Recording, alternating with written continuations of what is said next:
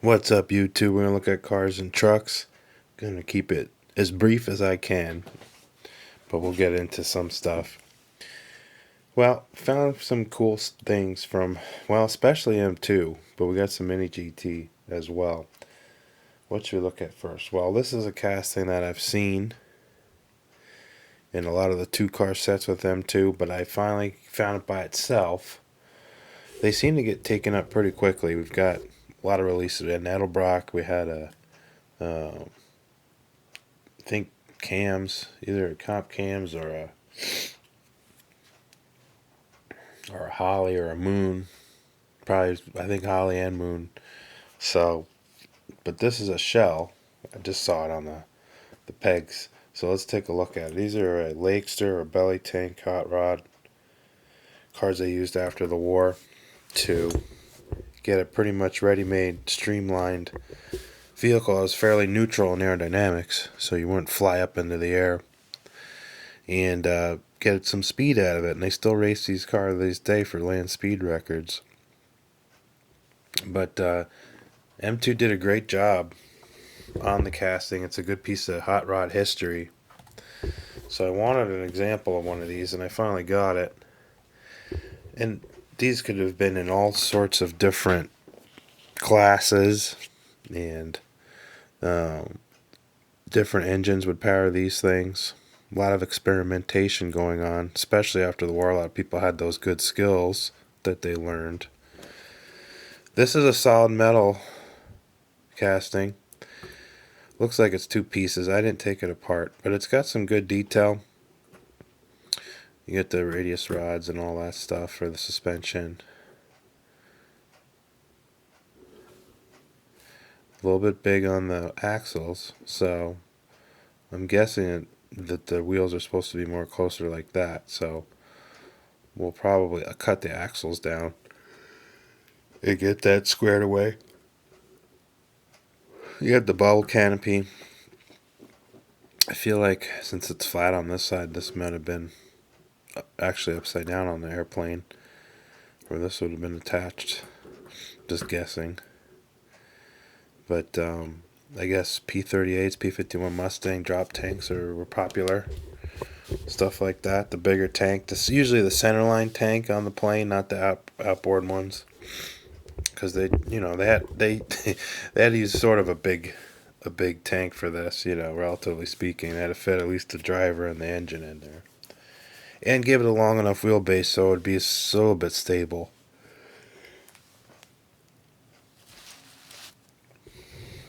Rolls good. It's got a good level of detail. M2's been doing great. They've been really good with the tempo work, and they've been getting better. Of course, this car is fairly simple, so as long as your axles aren't jammed on there, it seems to be pretty nice. The suspension looks great too. You can see you got the speed holes up on that front. It's like a rocker arm suspension, kind of in the front there, or push rod. So that's kind of cool. Some good detail. Those holes probably would have been where the exhaust comes out.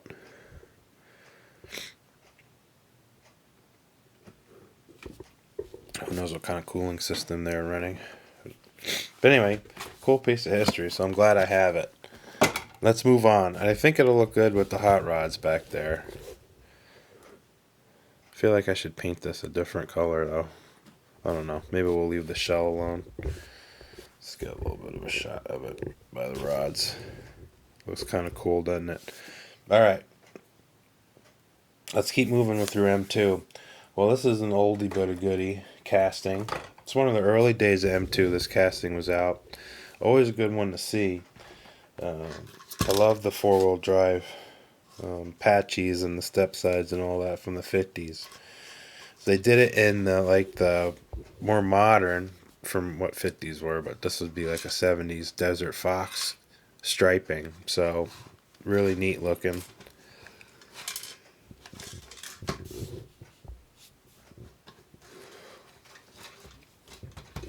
Box there. Look at the truck. Definitely recommend this thing. Super cool. I think it says, yeah. So back on that lower back quarter panel, you see it says Desert Fox. Pretty much full opening except for the tailgate.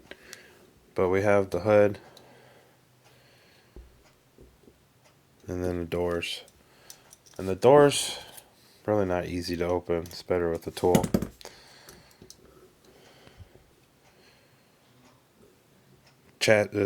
The pan in there needs to be straightened. I haven't taken this truck apart yet. A little bit of flashing on the steering wheel, so we'll clean all that up. A little flashing on the tires, but decent. They did put a tonneau cover on the truck, so kind of draws the eye away because these do have the shallow beds, so it's nice just to have the cover on there. A little bit more custom. Someone painted a truck like this, it would certainly be after the 50s. GMC grill. And Chevy also had grills like that, but seeing the early four-wheel drive setup's great, and they have a very thick metal base, a lot of metal in this. This is before they started casting the springs separate, like you could see through them. This is a little bit more old school construction. But still, it's a great cast. It's really weighty. It's almost like the old M2 is kind of like some of the European, like small car manufacturers in the 60s, 70s, 80s had kind of like this type of heavy construction. And some of them had opening doors. They probably would make them a little bit bigger scale than this. But it was similar in feel. So it feels like it's like almost like an old school casting. Even though it's, I don't know, 08, 10, something like that originally. When they were doing these. Maybe a little bit after that. Has a little bit of a wobble to it. But that's because I think the tire has a little flashing. So this needs to get a little tune up on it. But all in all, awesome truck. Glad I have it. Great packaging. Alright, next in the set, another cool truck. The Dodge. So I'm starting to pile these Dodges up, but they're doing the real retro graphics. The actual graphics. So pick them up. And this was a option group on these trucks. This is a 79. I think 78 they had it too. Look at the graphics though, really sweet. That's cool. That'd actually make a good background on something. Maybe in the back wall of the shop. We got the Plymouth in there right now. So, same set. Release 84. Release 84 is probably going to be one of the highly sought after releases from M2. It's got some really cool trucks. I got 3 of the 6. I think it's 6 that come out in the set. Look at those graphics. Awesome. Though I'm guessing they'll probably do this again on another background color. This would probably look really cool in white, tan, black, those type of colors. This would look sweet with brown. Just all that 70s stuff. White would be cool if it was a gradient of blue and purple. Hopefully they play around with the stripe package. But this, having the stock, like, tailgate. Now, the taillights are really out of whack, but that's not hard to fix. We can get under there and get those popped out. Get those taillights popped out and we'll fix them. But they're a separate piece, so, you got to handle them with a little care. Paint them correctly, and they'll look really good. Of course, now they're more modern chassis, so we have the springs that you can see through, and you have the differentials and stuff. So this is their like current stuff, and you can see how far they've come. I like how they keep pushing the technology, trying to get it going. More detail for the same price, basically. Look at the tampo work. Now this suffers from a green light affliction where they don't really mold the body panel gaps, like the door gap and stuff. Not enough depth to the carving or to the molding or whatever you want to say. So paint does obscure the doors a little bit. It's really the only thing. I mean, if you were to strip the paint off, you can get some scribe and really get in there and do it. But for the rest of the truck, it's awesome. Hood fit is really good. I like the windshield frame. That's good. It doesn't look too small. A lot of times the trucks will have small window openings and they kind of look bad, but the Dodge cab is very good. It's got the shallow bed, of course, but whatever. It's kind of more of a characteristic of the truck.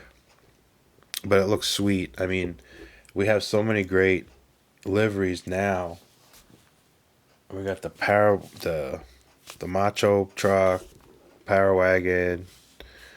We got the regular stock lifted one. This one looks awesome on those turbine wheels.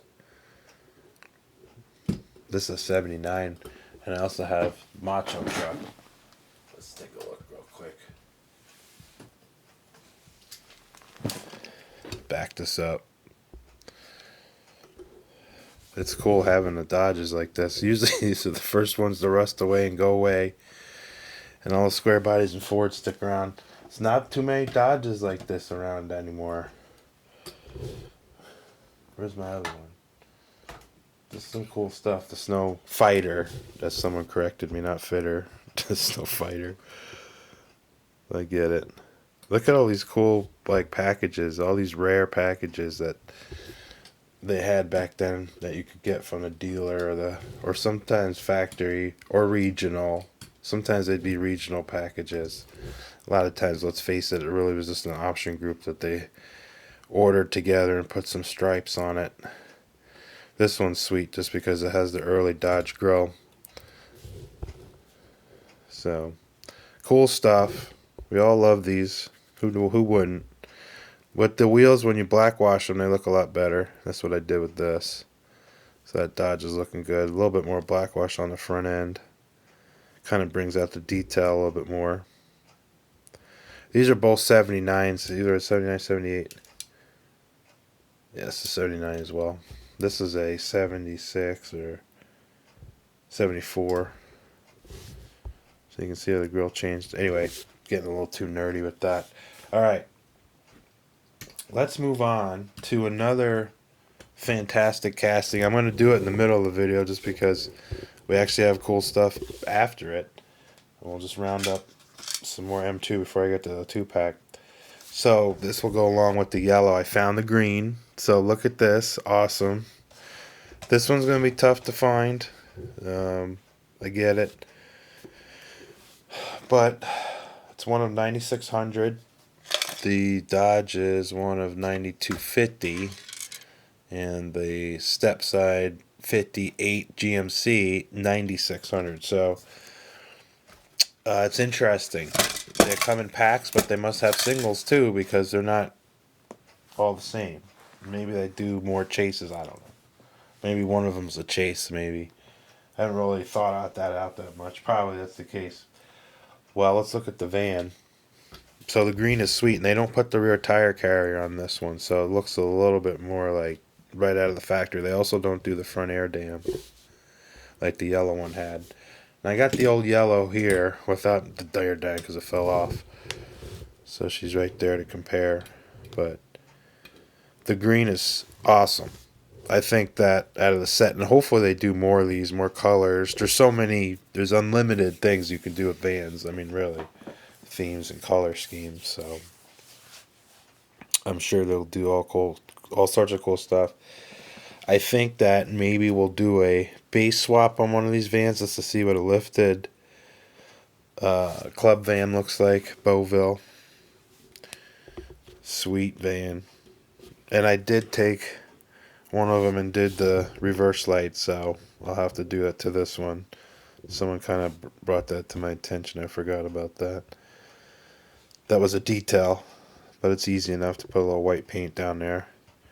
But anyway, this one still needs some work. You can see the drilled holes right there for accessories. They kind of show up depending on if the paint filled it in or not, basically. I mean, I don't know what else to say. They're not completely, like green lights, holes, they don't show up unless they're drilled. But that's just the difference. Green interior, I think pretty accurate green too. It's like a bluish green. So, sweet. That's what the window vans have wheel-wise. They have the silver caps. I stole this from my other van because it was all white and I detailed it. But look at that. I mean, they're sweet. Both 71s. I haven't really seen any different model years yet, but that's what she is. She's looking good.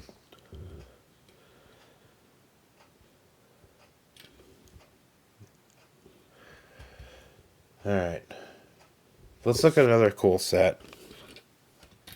What a van, huh? What a van. Man, that looks good. Alright. Next.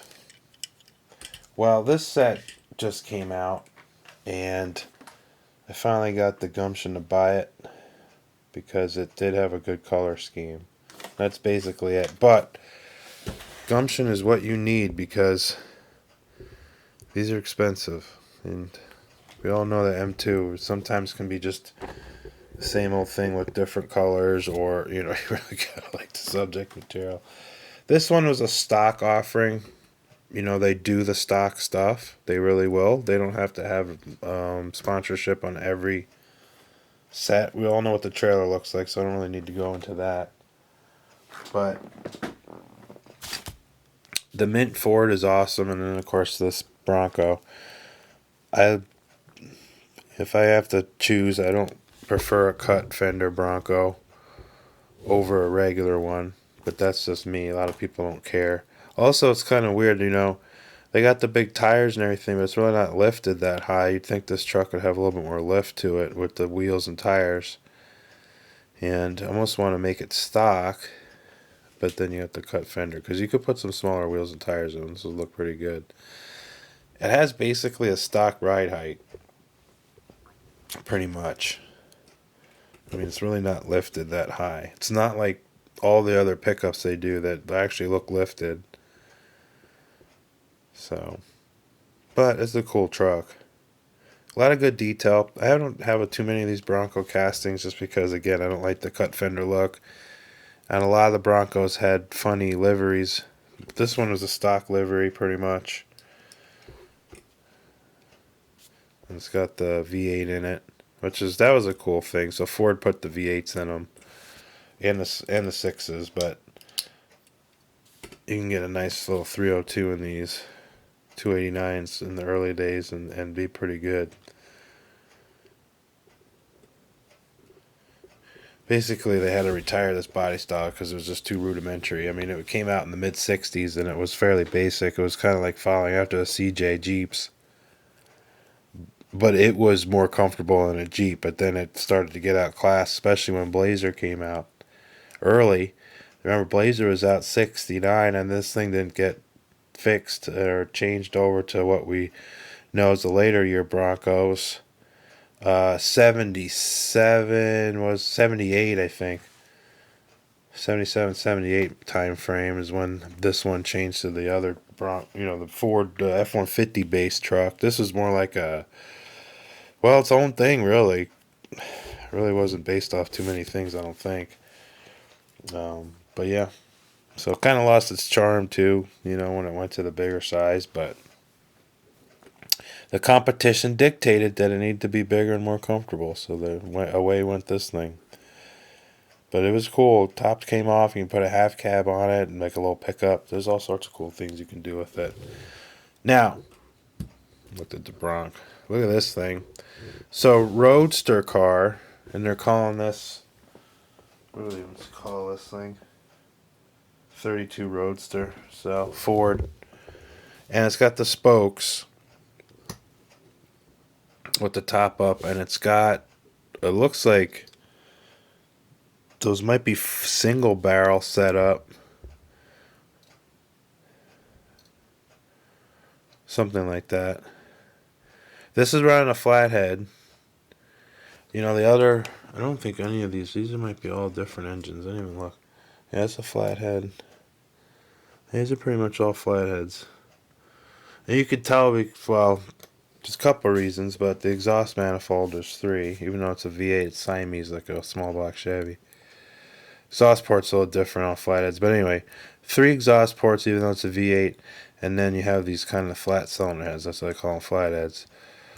The valves were up and down like that. And then the piston was next to it. And the head, these flat cylinder heads are basically finished off the shape of the combustion chamber. It's kind of an interesting setup. I mean, the reason they did that was back then it was easier to produce something with those moving parts cast that way. Now we're used to having the valve train and the head and all that kind of be separate. But back then, they didn't really have that technology. But they did get overhead valves eventually. But yeah, anyway, so these are all flatheads. I thought I had one of these cars. I didn't even really look at these. Thought they were running like regular Chevy V8s. So I didn't even notice that. Yeah, I guess they wouldn't have the 2. So on flatheads, you also have this water setup where it's the 2 hoses up there. Anyway, great looking car. Awesome wheels and tires. I had to do a little cleanup on the flashing on the rims, but not much. Of course, you got your tail lights there. And the mint green. So, looks sweet. Now, there is a Sweet Tarts version of this in flat, like seafoam green, with white seats. And I think that if I took the Tampos, the Sweetheart Tampos, that would be a cool match to this, and then have that as a tow vehicle. But I don't know. Again, those are the special like edition ones, so they're sometimes can be a little bit more money. All right, we're gonna put the Fords back. Now I love the mint one. The black one's really sweet. I customized that a little bit. And then this is still probably one of my favorites, a closed body chop car.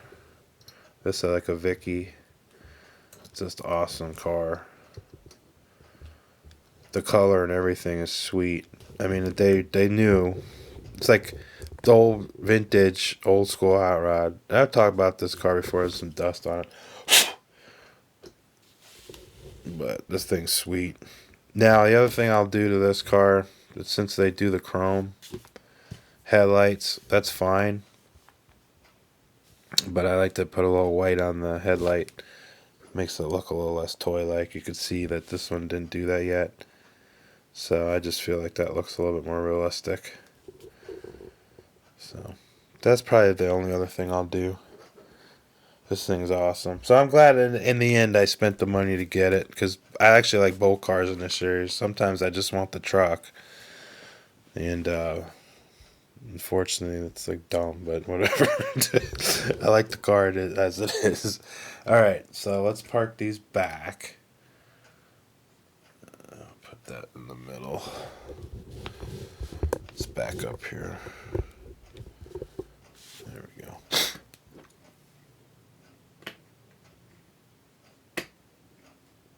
Gotta level that floor a little bit better. Now they're back there. Alright. And this, I guess, can go over here. Kind of looks cool like that. Alright.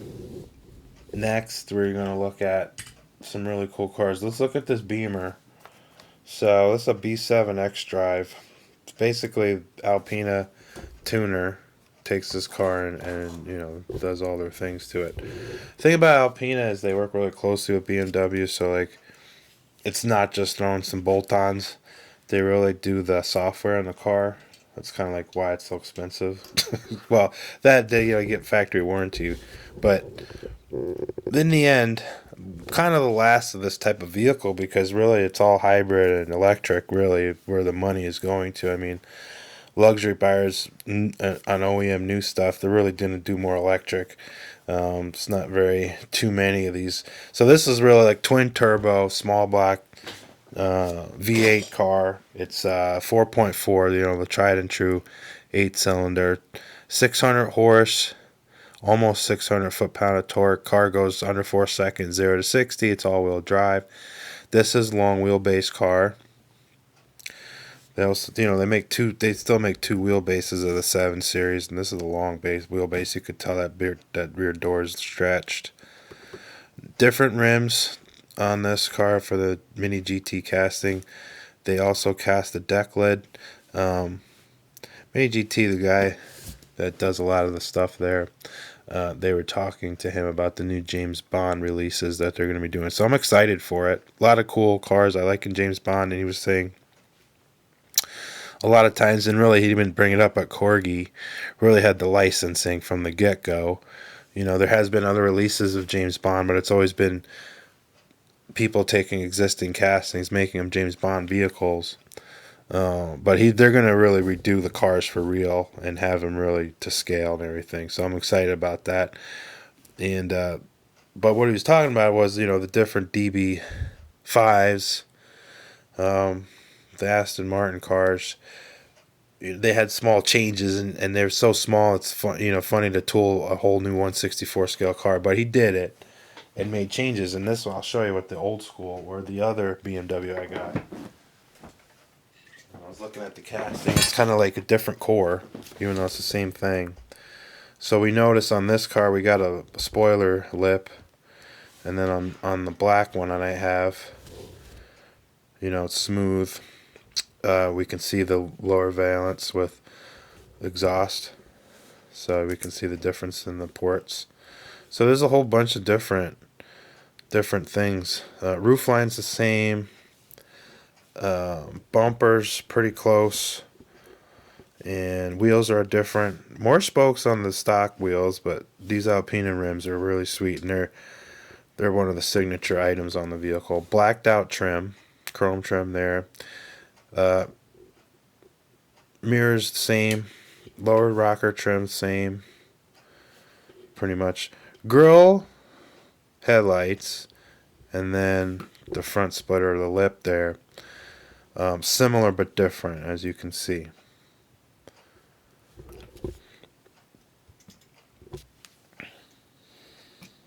It was good. I was really curious to line these two cars up and look at them, and really tell. But came perfect out of the package.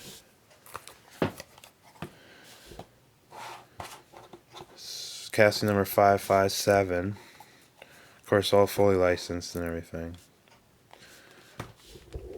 It's just a sweet car. Glad I have it. I wanted the white one. They also make a gray or something, but I wanted white. Definitely like that. So nice to have a nice high quality late model car, because I don't really have too many of them. Most of the stuff is this. But I do like having a late model car once in a while, and a couple of supercars. I just don't. That's not my thrust of the collection, though. So I just wanted to have a black one down so you all could see the differences if you're not really like good on remembering things like that, or you're just curious. That's what I like. I like comparing. So there they are. All right, let's go. One more casting. Very exciting casting. This is a 901 Series 911, which means that it was really the car that came right out from the prototypes to the early production. This is billed as a 63 car. Official date starting 64. But 6-cylinder car. While the 356 was still a 4-cylinder. Started out with a 2-liter flat 6. Just over like 120 horse, 130 horse car. 5-speed transaxle. Fully independent suspension. Ferry's son designed it. And they also had, after the 356 went away in 65, they wanted to carry the 4-cylinder lineage, so they made the 912. Kind of a little bit smaller, I guess, body of this car. But they had the green one come out first. This is the white. Wanted the vintage white. As you can see, this is like a modern white, and you can see the difference. This is very yellow looking. But in person, with the right lighting, if I'm looking at off camera, not as yellow. Cream. Vintage white. This car is superb. I wanted a Mini GT 911 because a lot of the 911 cars that are in this scale, this part of the window and this, either this is shrunk, short, it's just off a lot. Where this one really did justice to this whole area. And really, this is why the car went from the air-cooled version all the way up to, what did I write? 1989. Unbelievable production run. Changes, of course, you know, but basically this car, just like the Beetle, was a great shape and performed wonderfully. Award-winning car, and also great on the track. It won a lot of races, and it did so very well. And of course, they started adding power in the 70s with turbos, and the car became a monster. But this is the classic, what started everything back then when power wasn't king. It was more what you did with what power you had. You know, this car and the Lotus cars really did that job well. Look at the Porsche script. It's in gold. And I think, yeah, it's a metal transfer sticker. So it's not just tampoed on there. And look at that. So just tremendous. Tremendous car. Metal base. I don't really know what the production is on the international cars. It just the Miho North American cars. I prefer getting them, you know, some of the suppliers at eBay and stuff get the international shipment first when Hong Kong is getting them basically a little bit after them, and you're able to get them stateside in the international shipping. So that's what I prefer. But I will sometimes wait if I miss one. Some of those castings go quick because not everybody gets the international releases, and so this one I jumped on. I really like the color, and it's cool being the genesis of, you know, the beginning of the 911, the 901 designation, which was what Porsche originally wanted to call it, but Peugeot got uppity. They liked the 0 between the two digits, so Porsche didn't want to go down that road, so they just were like, we'll just do 911, and there you go. But yeah, it's cool that they have 901 on this box, and they're very detail oriented folks, so that's why it says that right there. All right, we've looked at a lot of cars, went a little long, but it's kind of, we got a good smattering here. We got trucks down to little tiny cars, and I love it. So we looked at some cool stuff today. Hope everybody enjoyed the show. More to come. We're getting cars all the time, so more to come. Thanks for watching. Till next time.